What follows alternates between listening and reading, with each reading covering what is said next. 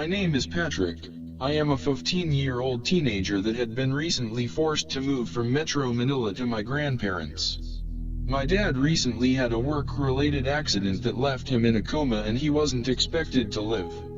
He had been pretty much on life support. My mom Mary believed I would be better off at her parents' house, positioned in a community that is very small called Guimba, where life was simple, but constantly a nice place to live.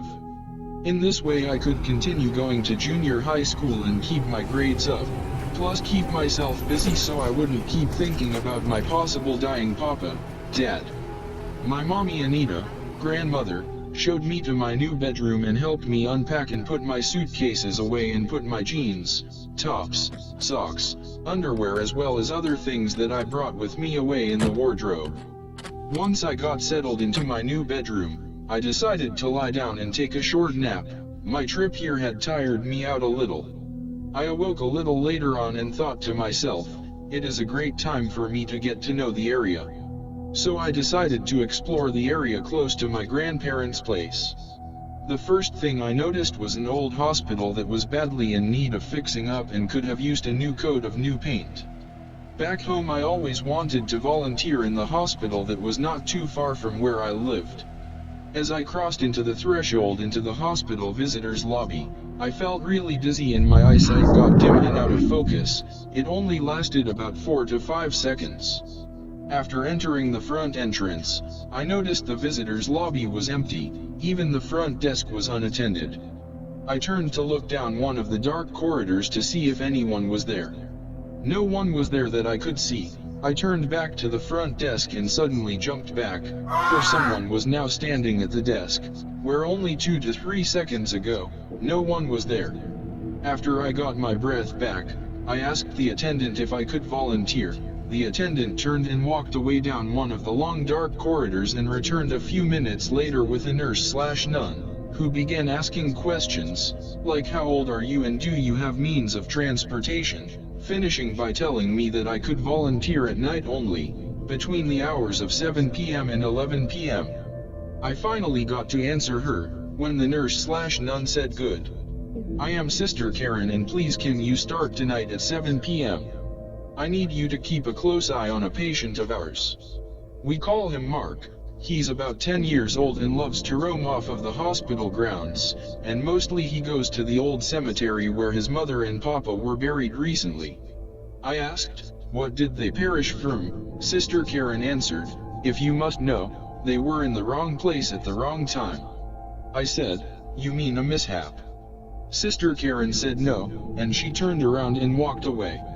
I said to myself, she is the most unusual and nastiness nun I had ever met. I returned to my mommy Anita's home and I got washed up and sat down for dinner. She asked where I was all day. I answered, across the street at the old hospital, and I am going to volunteer at night to help out with the patients, mostly Mark. Mommy Anita said that time-worn place has been closed for a long time. Grandpa said loudly, I have seen lights on at night over there I believe, so it must be open. I explained that only 2 of the wings are open. Rest of the hospital is closed. Ward A is where they care for the terminally ill children and Ward B is the sick elderly men and women. They spend most of their time in the patient lounge reading and playing cards. The boy that I will be helping is Mark. He is the only patient there not terminally ill. He has lost his parents about a week ago and he roams away from the hospital, to the cemetery where his mom and dad are buried, so I will be keeping an eye on him, making sure he doesn't wander off to some place he may get hurt.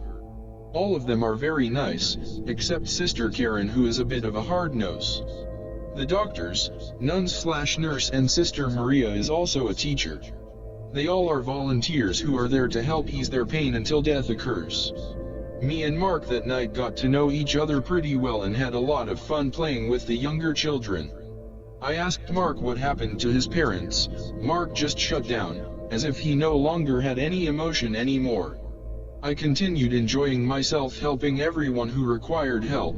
I was to leave at 11 p.m., but lost track of time when Sister Karen saw that I was still on hospital grounds. She threatened me, telling me that I must leave before midnight comes. She demanded I leave immediately in a loud and wicked-sounding voice. I grabbed my things and left the hospital grounds upset at Sister Karen.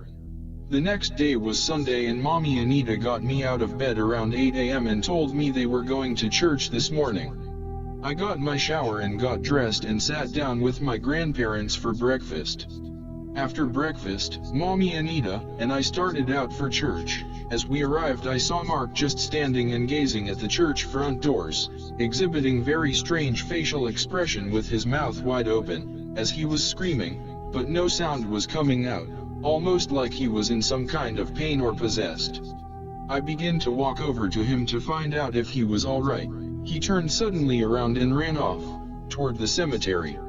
I turned around and took my mommy's arm and walked into the church and found a place for both of us to sit near the front. Meanwhile, one of the church members walked into Father John's office and expressed that he just saw Mark, the Cruz's boy, out front of the church, but he ran away. Father John recalls that Mark's parents were murdered a week ago while sleeping. The police were considering that maybe their son, Mark, might have killed them both, but Mark has been missing since that night. There was no evidence of any break-in, only handprints and fingerprints of small children, which the police could not figure out, because the Cruzes only had one son, Mark. None of the prints were his. After church, I had to give assistance to my grandparents with a few things around the house that I, a young strong boy, could do, instead of my grandpa or grandma taking a chance they may get hurt. After I concluded all the jobs, I hopped into the shower and got dressed to be ready for dinner with my grandparents. I wanted to watch some TV after dinner and relax. I didn't have to volunteer that night. After dinner and the dishes were washed, all three of us sat down and watched some television. By 9 p.m. my grandparents went to bed and I laid down on the sofa to watch TV. By 9:30 p.m. I was sound asleep on the couch. I was abruptly awakened by a loud crash of thunder to a pitch-black room. I knew that the lightning must have knocked the power off. I was gazing at the battery-operated clock on top of the TV. It was 12:45 a.m. I could hear the rain and thunder all around me. Thinking about the condition of the hospital, he pulled the curtains back and could see the dim emergency lighting inside the hospital. I thought to myself, they may need me more than ever now, since the power was down all over the city of Guimba. I threw on my raincoat, and opened the front door, went outside, quietly locking and closing the door so I wouldn't wake my grandparents up. I ran over to the hospital in the wind and rain. Just as I was going to enter the front doors, I remembered what Sister Karen had told me, never to be here after midnight. I thought to myself again, this is an emergency and she will be happy I came to help. So I sprinted through the front doors and down the corridor to the patient lobby. I could hear that strange and unexplainable sound again. I began calling out for Sister Karen and suddenly that weird sound disappeared. Out of the darkness, Sister Karen came from the children's ward and asked me, "Why are you here after midnight?" with a condescending voice. I expressed to Sister Karen, "After the power went out, I thought you might need my help." Sister Karen said, "Okay, since you are here now, Mark has run off again and we can't find him. Can you locate him for me and make sure he returns back to this hospital as soon as possible? He is greatly needed right now. He has an appointment with someone very significant." I started my quest looking in the shadows of the eerie dark corridors that were closed. I checked all the closed wings and patient rooms, even upstairs, and came downstairs into the closed emergency room. Mark was nowhere to be found. So I took my search outdoors, unlocking the emergency doors and exiting the side of the hospital that faces the cemetery. I always hated going to the place of the dead during the day. Now I have to go into it at night during a storm. I ran up to Mark as he entered into the light. I screamed to Mark that Sister Karen needs you to come back right now, because you have someone important to see you. Mark turned toward me, still standing in the light, and began to tell me, "I cannot under any circumstances go back to the hospital. It is very evil there and I choose to go to heaven. I know God will forgive me for killing my parents, for it was those wicked children who made me stab and deface their bodies with Satan symbols." Mark said then to me, "Patrick, I am sorry for the situation I have put you into. but I don't want to remain in hell for eternity. I want to go to heaven and be forgiven for my sins and be with my parents that I loved so much, and this is my only time I can do this. Standing there, I really did not understand what was going on and just stood there with this perplexed look on my face when right before my eyes the strange light disappeared along with Mark, leaving me in a pitch-black eerie cemetery alone. With what little light there was, I ran as fast as I could back to the emergency room doors of the hospital and entered and headed for the patient lounge to find Sister Karen. I was so exhausted, I sat down to catch my breath while resting. I noticed the elderly patients were playing cards and having a good time. When at that moment Sister Karen kind of floated over to me screaming at me, "Where is that vile little shit? Did you find him yet?" I was so tired and just yelled out, "Yes," Mark said. He could not return with me or with anyone else back to this hospital. This place is where true evil exists, and he also said it was his time. Sister Karen said loudly, "His time for what?" I looked down at the floor and said, "His time to go to heaven," and then he just disappeared in some strange beautiful light. Sister Karen started screaming loudly, that I would have to stand in Mark's place because I let Mark get away and the Prince of Darkness expects someone to be there. I had no idea what the hell she was talking about. I turned around and ran into the children's ward and found the children laughing and dancing. No one looked sick at all. It was then I noticed the kids were not walking or running on 2 feet anymore. They were floating in the air and their bodies along with the hospital gowns were glowing in the same likeness as Mark was. I turned around again to get out of Ward A, when I found the elderly men and women were also floating and glowing along with Sister Karen, whose face started turning malevolent looking. All of them began closing in on me. Their faces suddenly had no eyes, just black empty eye sockets with their mouths open so wide, it looked like an endless cave to hell with the cries of tortured souls. As the wicked approached me, I felt as if I was pushed into a pit of fire falling to the depths of hell. When I suddenly stopped, I was standing in front of the Prince of Darkness with Sister Karen and the rest of the coons behind me. Just before Satan ripped my soul from my almost lifeless body, someone showed up screaming at Lucifer. Take me as your sacrifice, you dark piece of shit. I wager you cannot break my will or my faith in God, you unholy king of the demons and the underworld. I challenge you, the way is sweet and easy to break. Or is that the way you like them? Easy. I tried so hard to see who was speaking to Satan, but with all the little other children surrounding me, Sister Karen and the Walking Dead seniors, I could not see who was saving my life. I awoke and found myself on my new bed in my new bedroom in his grandparents' house. It was nearly 3 p.m.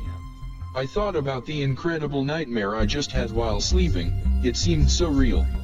I did not dwell on the dream or nightmare. I had other important things to do. I thought I had enough time to look around the area of my grandparents' home. I went to the bathroom and washed up a little and then told my mommy Anita I was going to explore a little outside. She asked if I was hungry.